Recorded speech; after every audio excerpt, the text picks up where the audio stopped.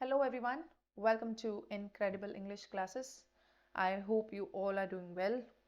उम्मीद है आप सब अच्छे से स्टडीज कर रहे होंगे। कल हमने स्टार्ट किया था क्वेश्चन टैग और उसी में हमने इसके बेसिक्स को देखने की कोशिश की थी। हम इसको बोलचाल की भाषा में यूज़ करते हैं, क्या क्या बारीकियां हैं जो हमें ध्यान रखनी है, ठीक है। वही सब चीज़ों पे हमने एक बार थोड़ी सी जानने की कोशिश की थी। तो आप इसको if you have watch the previous video, very good, तो आपको इसके बेसिक्स पता ही होंगे। अगर नहीं देखी है तो प्लीज़ इसकी जो प्रीवियस वीडियो है वो एक बार देख लीजिएगा। It will be very helpful for you, आप लोगों को मदद करेगी। उसके बाद मैंने आपको कहा था कि आज से हम इसके करने वाले हैं, विल मूव अहेड। तो हम आगे बढ़ेंगे इसी में और देखने की कोशिश करेंगे कि आपके एग्जाम पॉइंट ऑफ व्यू से क्या क्या चीज़ें इसमें बहुत ज़्यादा इंपॉर्टेंट हैं। तो आपने क्या क्या चीज़ें करनी है, कौन कौन से रूल्स को ध्यान में रखना है, तो उसी में विल मूव अहेड हम आगे बढ़ रहे हैं और अपने फर्स्ट रूल को देखेंगे और जानने की कोशिश करेंगे कि कैसे सारी चीज़ें क्वेश्चन टैग से रिलेटेड आपको कनेक्ट करती जाएंगी आपके क्वेश्चंस, एग्जाम में आने वाले क्वेश्चन से। तो सबसे पहली चीज़ है कि जब भी आप क्वेश्चन टैग को करते हो तो क्वेश्चन टैग क्वाइट ऑब्वियसली बहुत सिंपल तो आते नहीं है। सिंपल तो मैंने आप लोगों को कल बता ही दिए थे। तो उसमें हम आगे बढ़ेंगे कि सबसे पहले आपने ये देखना है कि जब भी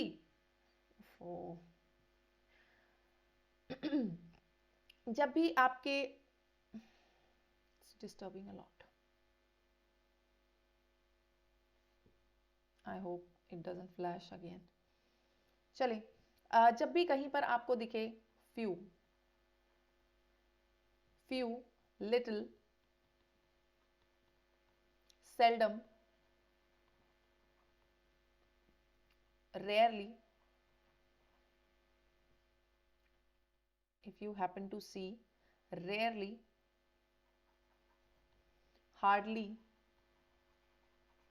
आप इन वर्ड्स को जब देखेंगे ना तो इसमें एक कॉमन चीज आपको नजर आएगी, वो मैं अभी बताऊंगी आपको। उससे पहले खुद से सोचने की कोशिश कीजिए, जब हमने इनको टेंस में किया था तो क्या इंपॉर्टेंट था इनके बारे में जानना।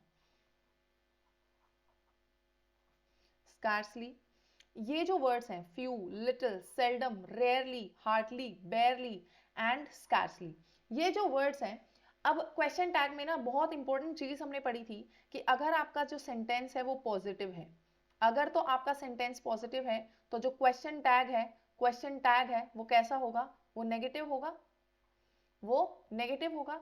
अगर आपका सेंटेंस नेगेटिव है, जो स्टेटमेंट है वो नेगेटिव है, तो जो क्वेश्चन टैग है वो कैसा होगा, जो क्यू टैग है वो होगा पॉजिटिव।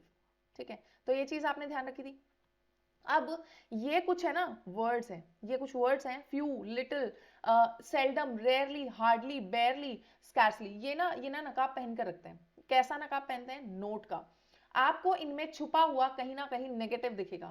फ्यू आपने पढ़ा है, जब आप देखते हो यूज फ्यू, अ फ्यू और द फ्यू, तो हम इसमें कहते हैं कि जो फ्यू है ना, फ्यू वर्ड, इस फ्यू और same is the case with little, little, a little और द लिटिल, तो इनमें क्या होता है कि जो फ्यू और लिटिल वर्ड हैं, ये इनका मतलब ही होता है दैट दे आर नेग्लिजिबल, कि ना के बराबर है। ठीक है, अब ना के बराबर है यानी उसमें पहले ही ना आ चुका है।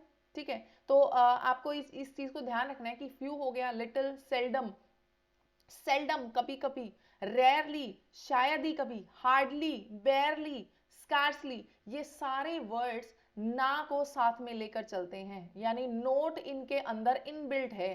ठीक है, नोट क्या है इनके अंदर, इनबिल्ट है। तो जब भी आपको ये सारे वर्ड्स में से कुछ भी दिख जाए सेंटेंस में, तो उसमें लेकर चलना कि आपका जो स्टेटमेंट है वो कैसा है, वो नेगेटिव स्टेटमेंट है। कैसा है, वो नेगेटिव स्टेटमेंट है। तो उस केस में जो आपका क्वेश्चन टैग होगा, जो क्वेश्चन टैग होगा वो कैसा होगा, वो पॉजिटिव होगा।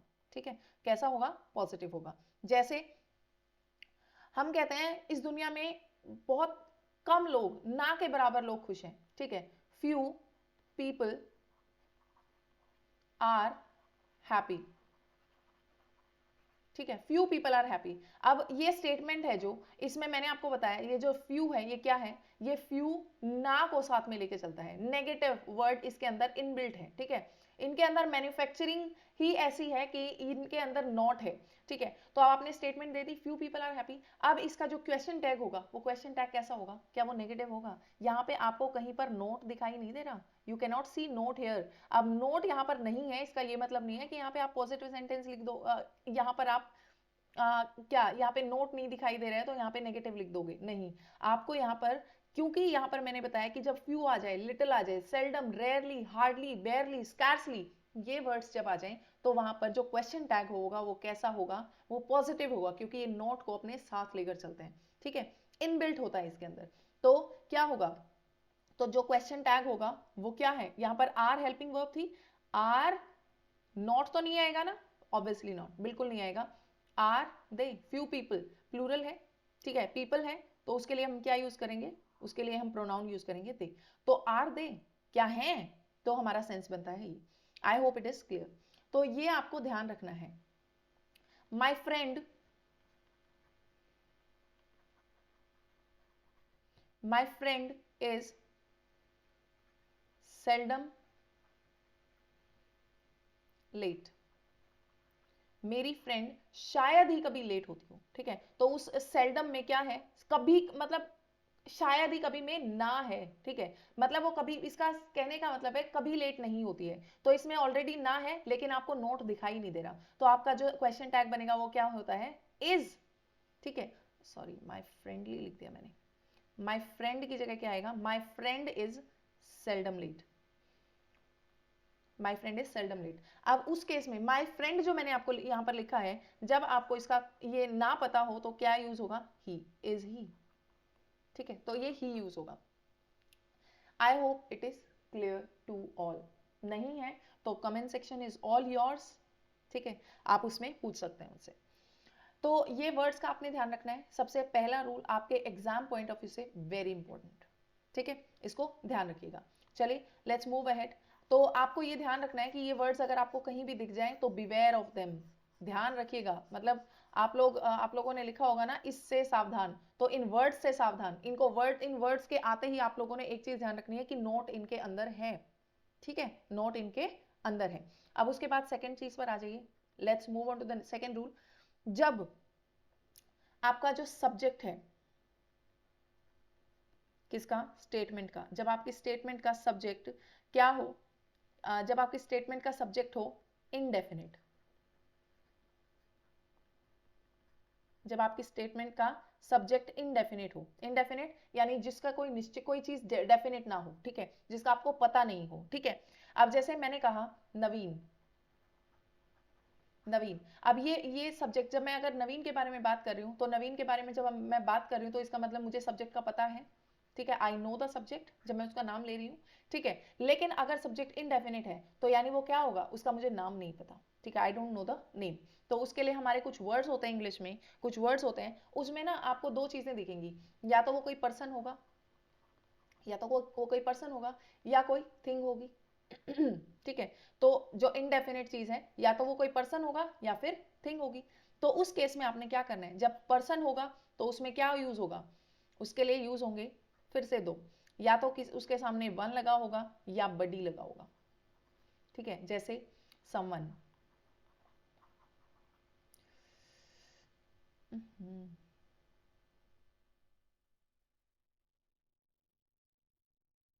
irritating.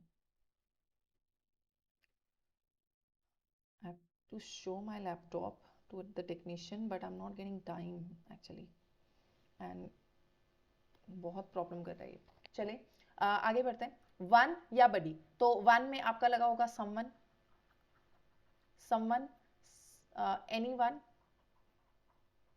तो यहाँ पर हमें क्या है, हम यहाँ पर इनको यूज करने का मतलब ये है कि इनका हमें नहीं पता कि सब्जेक्ट कौन है, उसी में प्लस आ जाता है नो, नो, नोट है इसमें, नो वन, ठीक है, समवन, एनीवन, नो वन। बडी में होगा समबडी,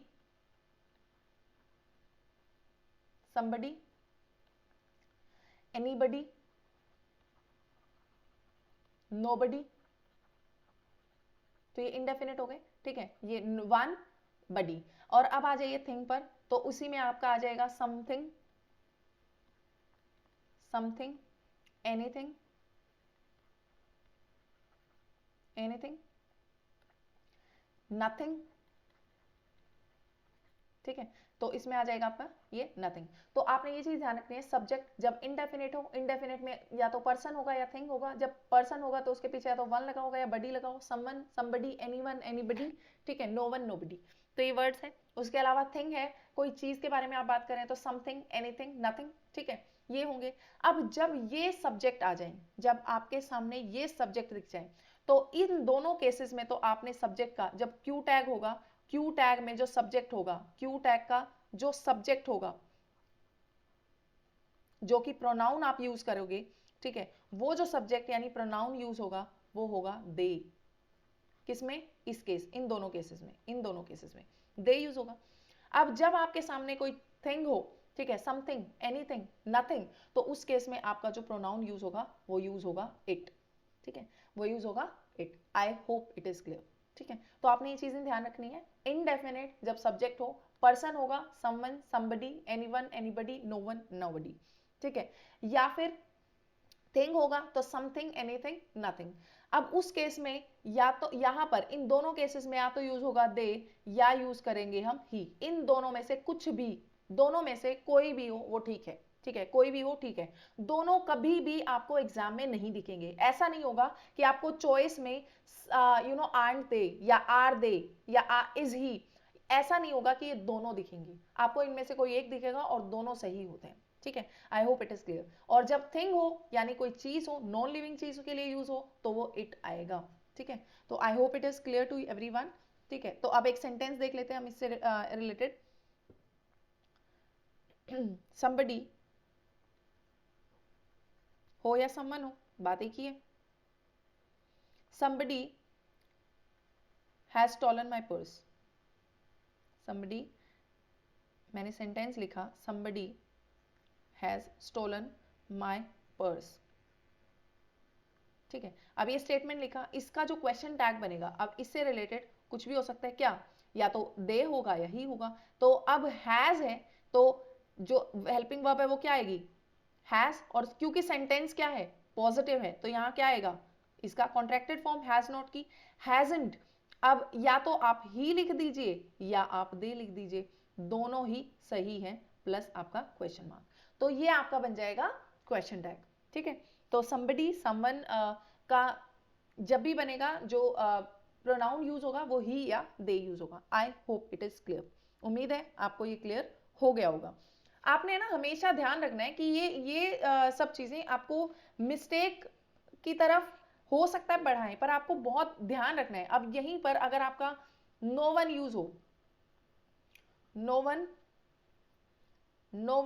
डाइज ऑफ, no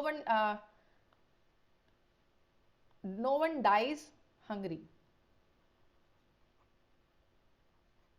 ठीक है, no one dies hungry, ये का ना ये आपका उसमें आता है फैक्ट्स में, और ये आता है आपका साइकोलॉजिकल फैक्ट में। ये माना जाता है कि कोई भी भूखा नहीं मरता, नो वन डाइज हंगरी, ठीक है।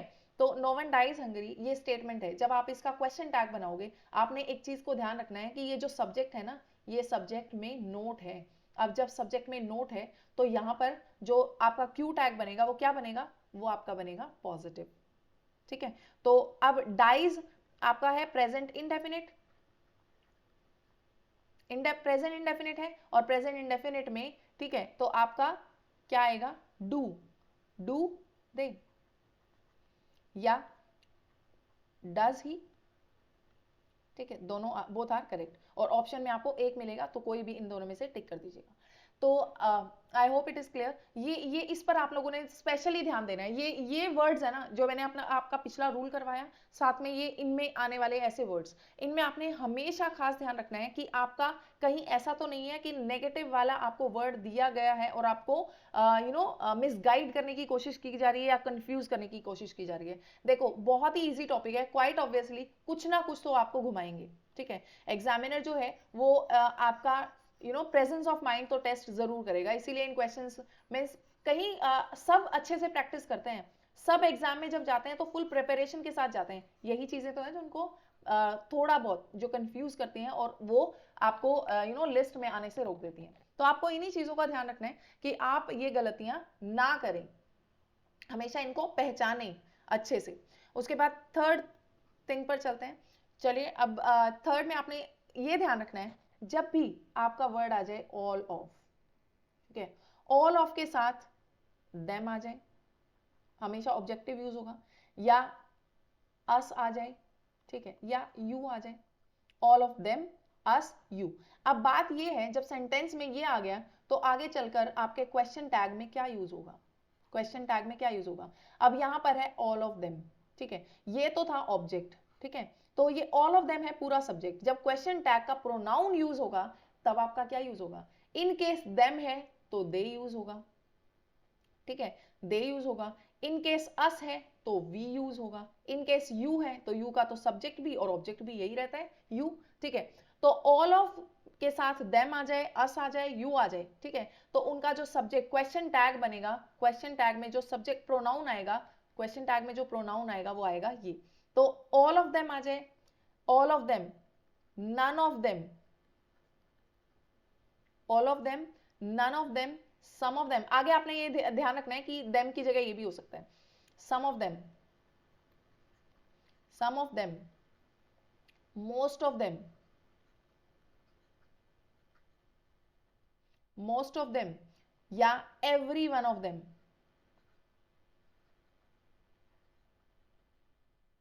अब आपने ये चीज ध्यान रखनी है कि जब मैंने यहां पर नन लिखा है तो इसमें नोट है, बस इन वर्ड्स का ध्यान रखिएगा, बाकी तो फिर आप कर ही लेंगे, ठीक है। तो एवरी वन ऑफ देम, तो इन सब में इस देम की जगह अस आ जाए तो वी हो जाएगा, यू आ जाए तो यू रहेगा, और देम आ जाए तो दे बन जाएगा, ठीक है। आई होप इट इज क्लियर। तो अगर मैं लिखूं all of them, all of them have visited the red fort, all of them have visited the red fort। अब इसका आपने क्यू टैग बनाना है, तो क्यू टैग बनाने के लिए सबसे पहले यहाँ कॉमा आएगा, और all of them है तो यहाँ ये हेल्पिंग वर्ब है, ठीक है, यहीं से आपका एज इट इज कॉपी हो जाएगा। तो ये है पॉजिटिव स्टेटमेंट। स्टेटमेंट कैसी है ये, पॉजिटिव स्टेटमेंट। तो पॉजिटिव स्टेटमेंट है तो सबसे पहली चीज यहां पर क्या होगा, नेगेटिव, नेगेटिव होगा, तो have plus not, have not की contracted form that is haven't, और यहां पर देम था तो इसका क्या बन गया, दे। तो यही चीजें ध्यान रखनी है इसमें, ठीक है। तो ये था आपका next rule. I hope it is clear, उम्मीद है आपको समझ आ गया होगा।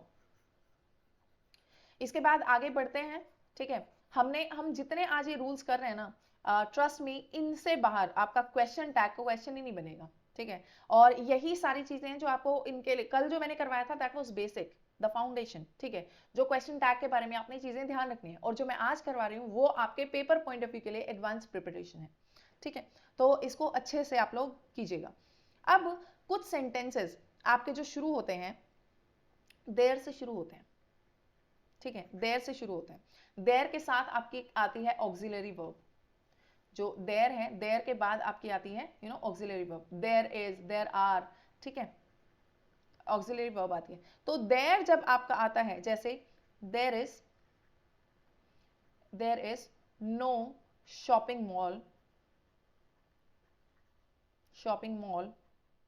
Here, there is no shopping mall here, ठीक है। तो ये सेंटेंस किससे शुरू हो रहा है, देर, ये हमारा फोर्थ नेक्स्ट रूल है, there is no shopping mall here. अब सबसे पहली चीज तो आपने ये देखनी है कि ये क्या है, नेगेटिव है, नेगेटिव स्टेटमेंट है, तो यहां पर क्या आएगा, इज है तो क्या, इज आएगा एज इट इज, ठीक है। अब नोट तो यहां पर आ गया तो यानी यहां पॉजिटिव है तो एंटी लगेगा नहीं, ठीक है। तो इज जो प्रोनाउन है वो यही रहेगा, तो क्या आएगा, इज देयर, ठीक है, is there.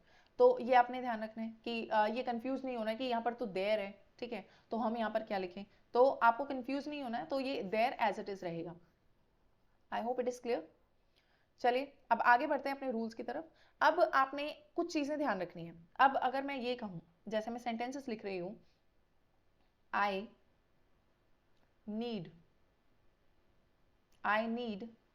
A car, I need a car, या मैं लिखती हूं they need not Hari, they need not हरी। तो आपने एक चीज ध्यान रखनी है, आपको यहां दिख रहा है नीड, ठीक है, नीड नीड नॉट, ठीक है। अब यहां पर आई नीड अ कार, यहां पर आप इस नीड को देखो ध्यान से, ये नीड यहां पर है मेन वर्ब, क्या है, मेन वर्ब, ठीक है। तो जब आपकी नीड हो मेन वर्ब, जैसे आपको यहां पर दिखाई दे रहा है, जो मेन वर्ब है कुछ और नहीं है, नीड है, और यहां पर अगर आप देखो तो they need not Hari, they need not हरी। तो अब यहां पर जो है ये यूज हुआ है व्हाट, यहां पर इसका जो यूज है वो एज नीड, यहां पर मॉडल वर्ब है, ठीक है। यहां पर है modal verb, I need a car यहां पर मेन वर्ब है, और दे नीड नॉट हरी यहां पर ये मॉडल वर्ब है, ठीक है। तो यहां इस केस में जब आपकी ये मेन वर्ब हो क्या, नीड, तो जो आपका क्यू टैग होगा, क्वेश्चन टैग होगा, वो बनेगा डू या डज के साथ, डू या डज के साथ। लेकिन यहां पर जब ये मॉडल वर्ब है तो ये नीड का नीड ही रहेगा, क्या रहेगा, क्वेश्चन टैग में, ये बदलेगा नहीं, क्वेश्चन टैग में ये एज इट इज यूज होगा।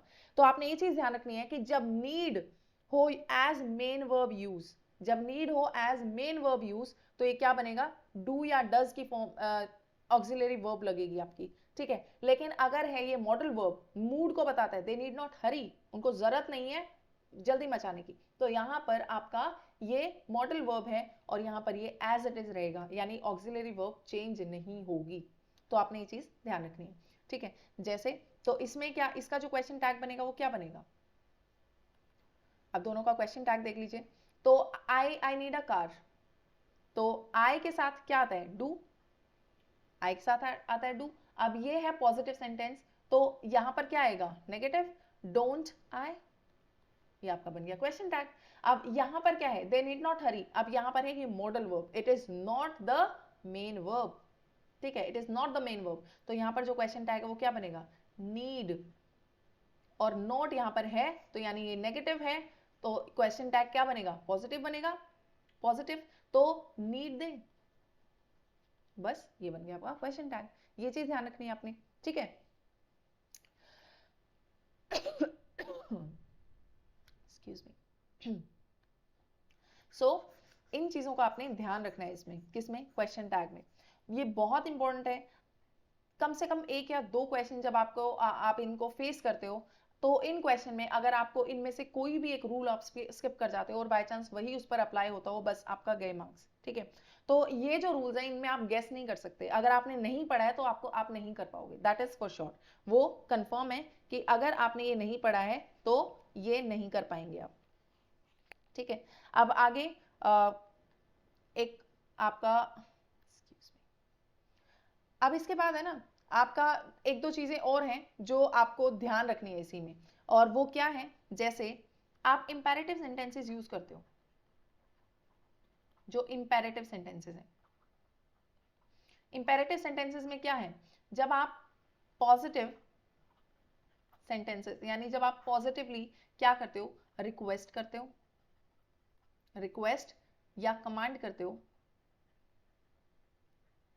ठीक है। जब आप रिक्वेस्ट पॉजिटिवली उसमें रिक्वेस्ट या कमांड करते हो, तो उसमें जो पॉजिटिव होगा उसमें क्या होगा, विल, अगर क्वेश्चन टैग पॉजिटिव बनाना है तो क्या होगा, विल यू, और नेगेटिव होगा तो नेगेटिव क्वेश्चन टैग बनाना है तो वोंट यू, ठीक है, वोंट यू।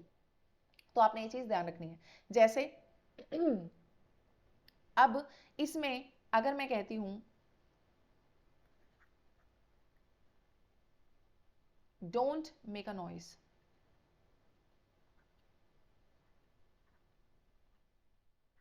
अब ये जो सेंटेंस है डोंट मेक अ नॉइज, आप इसको देखो एक बार, ठीक है। इसके अलावा जैसे open the door, open the door, gate me a glass of water,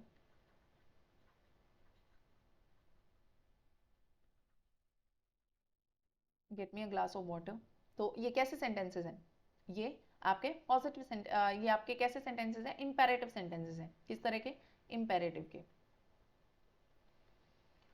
imperative sentences के। तो आपने इसमें ये ध्यान रखना है कि अभी मैंने कहा था जब आपकी पॉजिटिव रिक्वेस्ट या कमांड हो तो इसमें आप देखो कि don't make a noise, don't make a noise, ये आप कब कहते हो? जब आप इरिटेट हो रहे हो, जब आप इरिटेट हो रहे हो, ठीक है, तो क्या बनाओगे? ये क्या है? आप इसी से रिक्वेस्ट भी कर सकते हो या ये कमांड भी हो सकती है, ठीक है। ये gate me a glass of water, ये भी रिक्वेस्ट हो सकती है, कमांड भी हो सकती है, क्योंकि यहाँ पर प्लीज नहीं लगा है तो हम इसको किसी भी तरीके से ले सकते हैं। तो इसमें आप ओपन द डोर, ठीक है, ओपन द डोर, तो आप इनमें से लगाएं क्या? वॉन्ट यू, वॉन्ट यू, ठीक है, और gate me a glass of water. और आपने एक चीज ध्यान रखनी है, इसमें विल ही रहेगा, ठीक है, वो चेंज नहीं होगा। तो get me a glass of water, comma लगा दीजिए, उसके बाद क्या आएगा? Get me a glass of water, will you. तो दोनों में से आप कुछ भी लगा सकते हैं, ठीक है, कुछ भी, एनीथिंग, विल यू और वॉन्ट यू, ठीक है, क्योंकि आप इसमें पोलाइट रिक्वेस्ट कर रहे हैं या कमांड कर रहे हैं, तो आप नहीं करेंगे या कर दोगे क्या? तो यही फर्क होता है, और आप इन दोनों में से आप कुछ भी यूज कर सकते हैं। लेकिन अब ये जो तीसरा सेंटेंस यहां पर लिखा था, इसमें थोड़ी सी मिस्ट्री है। डोंट मेक अ नॉइस या शट अप, ऐसा ऐसा आप वर्ड्स यूज करते हो जब जब आप इरिटेट हो रहे हो, और जब आप इरिटेट हो रहे हो तो इरिटेशन वाले सेंटेंसेस में आप कहेंगे कांट, कांट यू। अब चिल्ला कर कह रहे हैं डोंट मेक अ नॉइस, ठीक है। अब इरिटेट जब आप हो रहे हो तो कांट यू, तो और कैन यू। जब सेंटेंस सेंटेंस पॉजिटिव है तो नेगेटिव क्वेश्चन टैग, और सेंटेंस नेगेटिव है तो पॉजिटिव क्वेश्चन टैग, ठीक है। Don't make a noise, don't make a noise, ठीक है। तो आपका ये क्या शो कर रहा है? इरिटेशन। ऐसे ही आप क्या कहते हैं? शट अप, ठीक है, तो ये शट अप आप क्या शो कर रहे हैं? आप इरिटेट हो रहे हो और आप दूसरों को चुप रहने के लिए बोल रहे हो, ठीक है, तो shut up, can't you, can't you, ठीक है। तो ये आपको इन चीजों का आपको इसमें इंपेरेटिव सेंटेंसेस में ध्यान रखना है। अब इसके अलावा एक सेंटेंस, कुछ सेंटेंसेस शुरू होते हैं लेट से, ठीक है, let me, let him, let us, ठीक है। अब उसमें ना दो चीजें होती हैं जो आपके सेंटेंसेस शुरू होते हैं लेट से, ठीक है, जो लेट होता है। अब इस लेट में आप कोई प्रपोजल, प्रपोजल या सजेशन शो करता है, ठीक है, सजेशन या प्रपोजल शो करता है। या आप कह सकते हैं जब जब हम कहते हैं लेट अस, तो आप खुद को इंक्लूड करके आप ये कोई प्रपोजल या सजेशन ही तो दे रहे हो। जैसे let us study, let us study, let us go for a walk, let us go for a walk, let us watch movie. This is seriously irritating, आज तो कुछ ज्यादा ही परेशान कर रही है। I'll definitely have to show this laptop to the technician now, अब कोई चांस नहीं है। let us go for a walk, let us, what were we writing, let us, चलो दो सेंटेंसेस बहुत हैं। अब एक सेंटेंस ये तो था अस के साथ, ठीक है, तो ये प्रपोजल हो सकता है, कोई सजेशन हो सकता है। एक आप लिखो लेट मी, लेट देम, ठीक है, let me, let them, let him, ठीक है। तो अब इस केस में लेट मी डू इट, मुझे करने दो, ठीक है, let him, let them go out, उनको बाहर जाने दो, लेट हिम स्टडी, उसको पढ़ने दो। ये क्या है? ये आप ये ना इस सजेशन के अलावा, सजेशन के अलावा एक और चीज को शो करता है, परमिशन। जैसे लेट मी गो, मुझे जाने दे, तो मैं क्या क्या कर रही हूँ, भले ही पोलाइटली बोल रही हूँ, तो it shows a permission, kind of permission, ठीक है। तो अब इन दोनों केसेस में आप क्या करेंगे? आपको एक चीज ध्यान रखनी है, जब हो अस, ठीक है, जब हो अस, तो उस केस में ये आपका सजेशन या प्रपोजल को शो करता है, तो वहां पर आपने क्या करना है? Let us study. तो यहां आपने ध्यान रखना है, तो जब भी अस होगा, आई और बी के साथ क्या यूज होता है?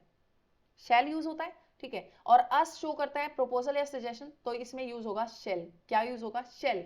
और अस का क्या बनेगा? बी, शेल बी, और क्वेश्चन टैग, ठीक है। और इसमें नेगेटिव नहीं बनेगा, नेगेटिव नहीं बनेगा, ये चीज ध्यान रखनी है आपने, क्योंकि ये प्रपोजल है या सजेशन है। तो आप let us study, shall be, ठीक है, तो ये यही रहेगा। Let us go for a walk, let us go for a walk, shall be, ठीक है। लेकिन जब आपकी बात आती है परमिशन वगैरह की, तो मी, देम, ही, अब ये ऑब्जेक्टिव केसेस हैं। लेट के बाद क्या आता है? ऑब्जेक्टिव केस आता है, ऑब्जेक्टिव प्रोनाउन आता है। तो अब जब आप इसका बनाएंगे तो आप इसको परमिशन में यूज होगा ये, और इसमें बनाएंगे आप will, will, will, will plus जो सब्जेक्ट होगा, देम है तो दे, विल दे, ठीक है। और हिम है तो विल वेट, परमिशन है, वेट वेट वेट वेट। जब आप परमिशन मांग रहे हो, आप परमिशन किससे मांगोगे? सामने वाले से, ठीक है। परमिशन किससे मांगोगे? सामने वाले से। और सामने वाला कौन होता है? Second person, you. तो विल यू, मतलब लेट मी गो, मुझे जाने दो, विल यू, जाने देंगे आप? तो ये क्या है? ये यू आएगा इसमें, ठीक है। That is confirm. मैं किसी और ही रूल में चली गई थी, सॉरी, ठीक है। तो यहाँ पर आपके हर सब्जेक्ट में फिर आएगा यू। किस केस में? परमिशन के केस में। जब लेट शो करे, लेट दो चीजों में हमने बताया, प्रपोजल है, सजेशन शो कर रहे हैं, या परमिशन को शो कर रहे हैं। तो दोनों केसेस में क्या आएगा मैंने आपको ये बताया, इनको ध्यान रखिएगा।